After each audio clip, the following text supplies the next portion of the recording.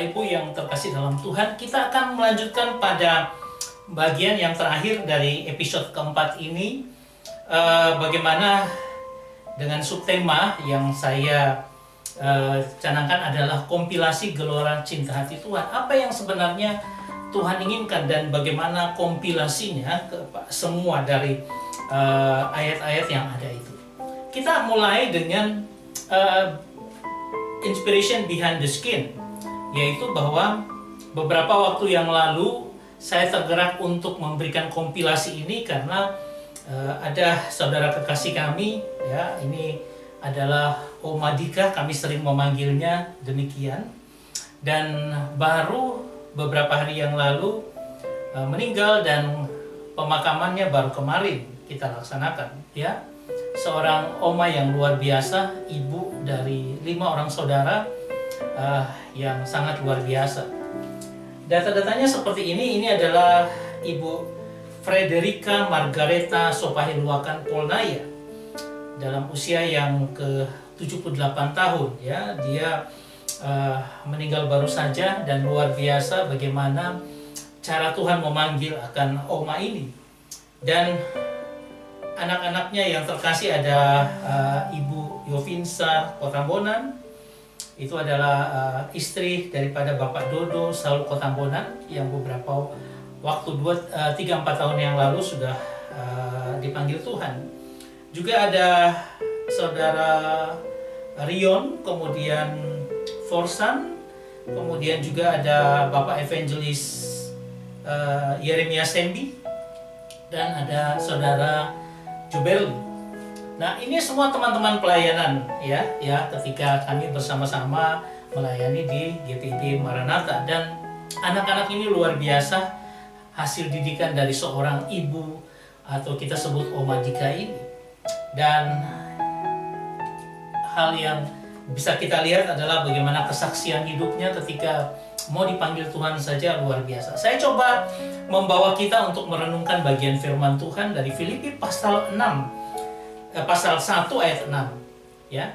Akan hal ini aku yakin sepenuhnya, yaitu Ia yang memulai pekerjaan yang baik di antara kamu akan meneruskan sampai pada akhirnya, pada hari Kristus Yesus.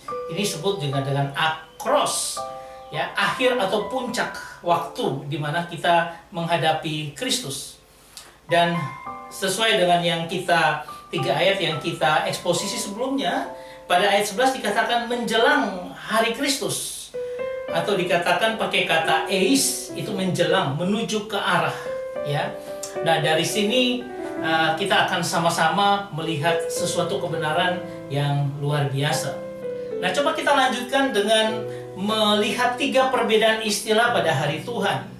The Day of the Lord itu hari Tuhan merupakan satu jangka waktu yang panjang, mulai dari penyingkapan, ya, setelah Antikristus meliputi kesengsaraan besar, kedatangan Kristus yang kedua kali, ya, dan akhirnya kemenangan atas pemerintahan Kristus 1000 tahun dan sebagainya. Tapi itu merupakan jangka akhir zaman, ya, zaman akhir itu. Ya, kemudian kita bicara tentang Day of Christ, hari Kristus, atau disebut dengan Bema, tahta Kristus, Judgment Day of Christ, ya. Itu adalah setelah orang mati, dia akan langsung menghadapi tahta Kristus ini, yaitu terjadi pengangkatan, misalnya rapture, kemudian besar berada di antara surga selama periode 7 tahun atau 7 minggu. Ini kalau kita melihat dari Daniel, pokoknya orang yang datang langsung menghadap Kristus, tahta Kristus.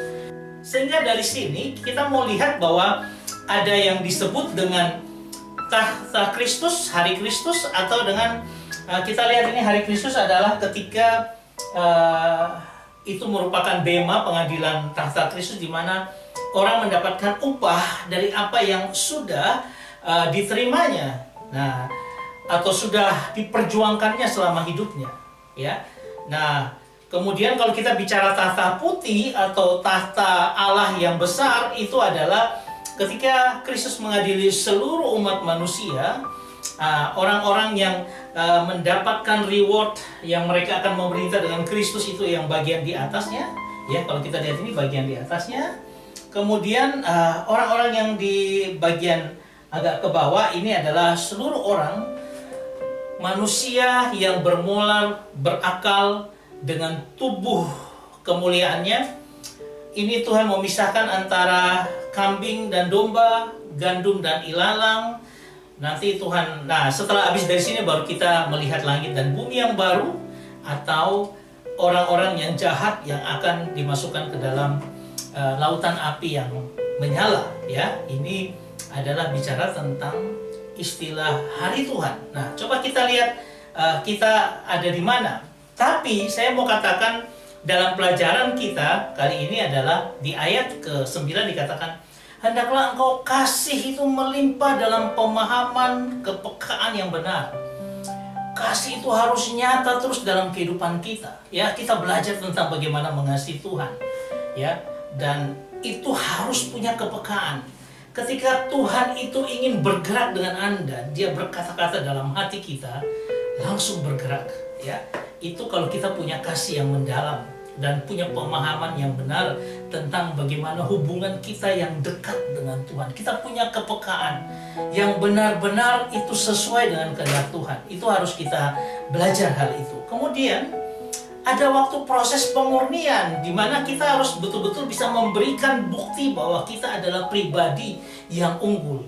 Jadi dari kedalaman kasih itu, nyatakan itu dalam kehidupan kita dengan pemurnian. Kita digodok Tuhan, dimurnikan Tuhan, sehingga apa? Kita keluar dan menjadi bukti, ini loh aku ada Kristus yang hidup di dalamku. Dan kita menjadi pribadi unggul, pribadi yang berbeda, pribadi yang luar biasa di hadapan Tuhan. Itu harus kita lakukan. Dan yang terakhir adalah bagaimana kita hidup penuh dengan buah kebenaran. Tuhan itu masuk dalam hidup kita, terus memancar buah-buah kebenaran itu terus kita buat, kita produksi dalam kehidupan kita. Tapi itu bukan karena kekuatan kita. Karena apa? Karena Kristus yang bergerak dalam kehidupan kita. Buah kebenaran itu keluar, buah roh itu keluar. Ya, dengan 9 manifestasinya, kasih, sukacita, dan seterusnya. Lalu kemudian itu mewarnai hidup kita, yang adalah orang-orang yang menjelang hari Kristus, belum mati. Semua kita masih hidup, yang disebut dengan eis hemeran Kristo. Ya, menjelang hari Kristus, pakai kata eis yang dipakai. Setelah kita melihat proses di mana ada jangka waktu, ya, kita sebelum kita meninggal dunia, kita dipanggil Tuhan. Nah, baru pada hari Kristus yang disebut dengan akri hemeras Kristo Yesus. Ya, artinya pada hari Kristus, pakai kata akri, bukan kata eis. Jadi eis adalah masa di mana kita menjelang masa terakhir kita, ya, kita masih hidup, dan sampai kita pada hari Kristus di mana langsung kita akan bertemu dengan Kristus. Saya coba ulangi lagi hal ini. Harus ada kasih yang melimpah dalam pemahaman dan kepekaan. Setiap kali kita dimanapun, Tuhan memberikan kepekaan kepada kita untuk bisa melakukan sesuai dengan hati yang Tuhan. Karena kita punya pemahaman yang benar, kepekaan yang benar. Kemudian harus dimurnikan dengan memberi bukti bahwa engkau adalah pribadi yang unggul, engkau anak Tuhan yang luar biasa. Ada Kristus yang hidup dalam dirimu. Dan yang terakhir adalah kita harus memenuhi kapasitas hidup kita. Apa yang Tuhan inginkan dalam hidup kita ini kita penuhi, sehingga apa? Timbul atau muncul buah kebenaran dalam kehidupan kita. Buah kebenaran ini adalah buah Roh Kudus, yang mana di dalam Galatia 5 ayat 22-23, kasih, sukacita, dan sebagainya. Dan kita masuk dalam sebuah lingkup yang disebut dengan menjelang hari Kristus, dan kita pada akhirnya pada hari Kristus, ketika apa? Akri hemeras iso Kristo, ya. Ya, jadi itu adalah hari Kristus, di mana hari Kristus itu adalah memberikan mahkota dalam kehidupan kita. Saya ulang 2 kali supaya kita ingat hal ini, karena kita masih ada dalam posisi menjelang hari Kristus. Coba saya mau katakan orang-orang yang menjelang hari Kristus itu di mana? Ini adalah orang-orang yang sedang mengikuti ibadat penghiburan dari Omadika di Adiasa. Dan ini orang-orang yang sedang menanti antrian, ya, bersama-sama dengan saya juga dan kita semua sedang menanti antrian. Kita lagi ada dalam menghibur keluarga dari Oma Dika yang sudah langsung pada hari Kristus.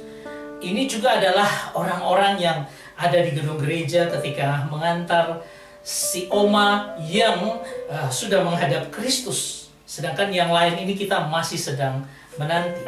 Ini adalah ketika lagi dalam ibadah kita sedang menggali lubang, menguburkan Oma yang terkasih, dan kita menyaksikan. Saudara, ini kita sedang menjelang hari Kristus. Oma sudah merasakan hari Kristus itu, tapi kita sedang menjelang hari Kristus itu. Saudara yang terkasih, saya mau ingat bahwa orang-orang yang menjelang hari Kristus ini, kasih harus makin melimpah dengan kepekaan yang luar biasa dalam pemahaman yang benar. Kita makin dimurnikan dan menjadi pribadi yang unggul, yang berbeda dari dunia ini.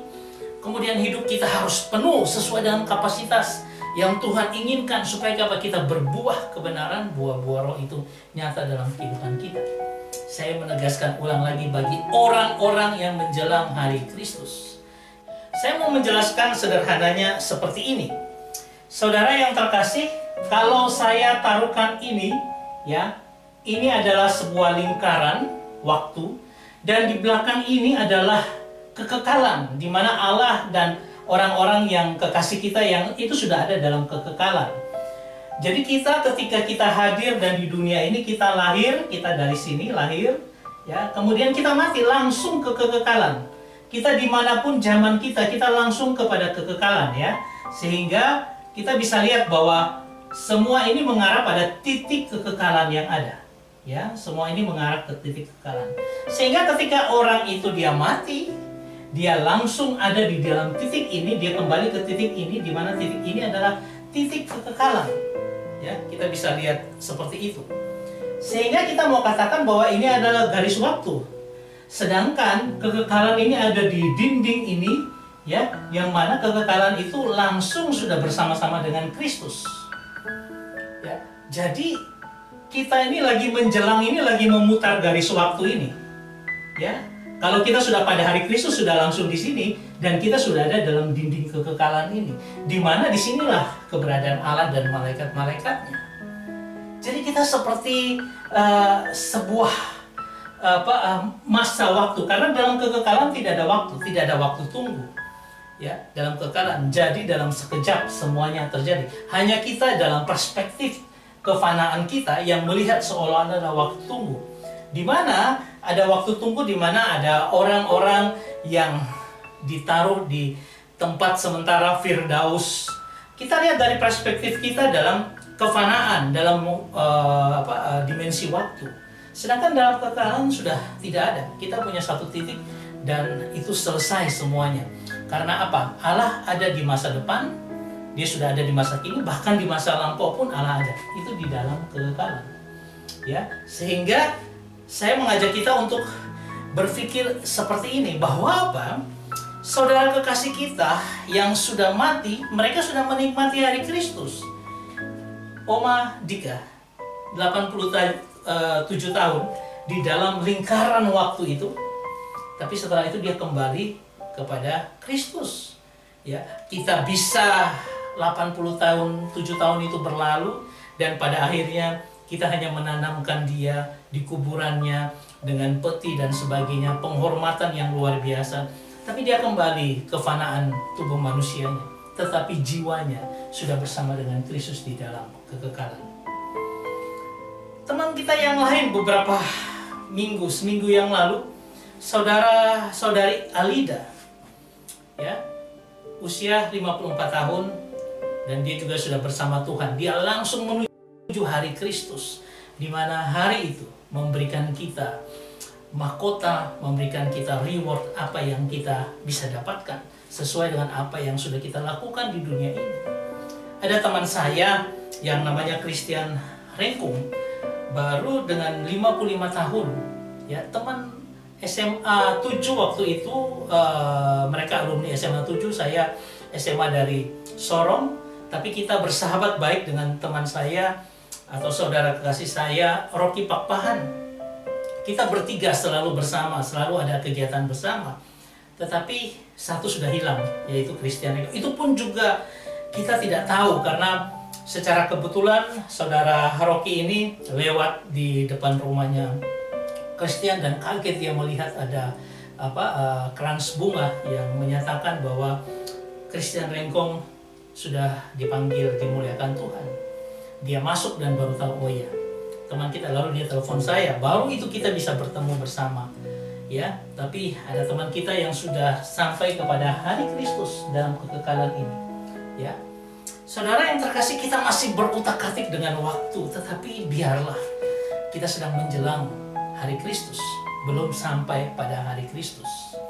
Ada ayat yang menyatakan, Filipi 1 ayat 6 yang kita sudah baca, akan hal ini aku yakin sepenuhnya, yaitu Ia yang memulai pekerjaan yang baik di antara kamu akan meneruskannya sampai pada akhirnya pada hari Kristus Yesus. Artinya apa? Allah yang sudah menaruh pekerjaannya di dalam kita, yang memberikan hatinya kepada kita, yang menetapkan kita sejak semula untuk menjadi anaknya, akan memelihara itu. Bayangkan, Dia akan menjaga kita untuk tidak gagal dalam hidup kita. Dia akan memproses hidup kita untuk kasih makin melimpah, dimurnikan supaya kita semakin hari semakin indah, berbeda dengan yang lain. Bahkan Dia memberikan kita punya kapasitas full, mencapai kapasitas full yang Dia inginkan dalam kehidupan kita. Semua Dia kerjakan dalam kehidupan kita. Hanya butuh hati kita yang terpaut kepada Tuhan. Sehingga apa? Kita akan menikmati juga hari Kristus. Saya katakan orang yang mati langsung menuju hari Kristus. Di mana apa? Di mana disitulah dia dalam kekekalan menikmati kebersamaan dengan Kristus. Dan inilah saudara-saudara yang sudah mendahului kita. Ada yang lain yang sebelum-sebelumnya sudah mendahului kita. Saya tidak sampaikan di sini. Saudara yang terkasih, ini ringkasannya. Ya, semua ini akan terjadi dalam kehidupan kita. Tapi saya mau tekankan lagi yang penting, menjelang hari Kristus kita masih punya waktu. Di mana apa? Oh, itu harusnya kita lakukan dalam kehidupan kita. Bahwa kesempatan kita masih ada saat kita akan menjelang hari Kristus. Saya tidak tahu khotbah saya atau video saya sudah sampai 720-an ya pada hari ini. Apakah bisa mencapai 1000? Saya tidak tahu. Kapasitas penuh saya, seberapa saya bisa kerjakan, saya juga tidak tahu. Tapi saya mau coba mencapai kapasitas saya sampai berapa video yang saya buat. Dan itu karena anugerah Tuhan saja. Sama dengan saudara. Ya, ada 3 hal yang harus kita lakukan dalam kehidupan kita sementara kita menjelang hari Kristus datang. Saya berharap ini menjadi berkat dalam kehidupan kita, memotivasi kita untuk apa? Terus menerus untuk hidup dalam Tuhan, terus menerus berkarya. Kenapa? Setelah kita mati langsung hari Kristus. Di mana apa? Di mana kita akan menerima upah, atau kita tidak menerima apa-apa. Itu tergantung kemampuan kita bersama berjalan dengan Tuhan, melaksanakan apa yang Tuhan inginkan dalam kehidupan kita. Saya berharap ini menjadi berkat dalam kehidupan kita. Tuhan memberkati kita semua. Amin.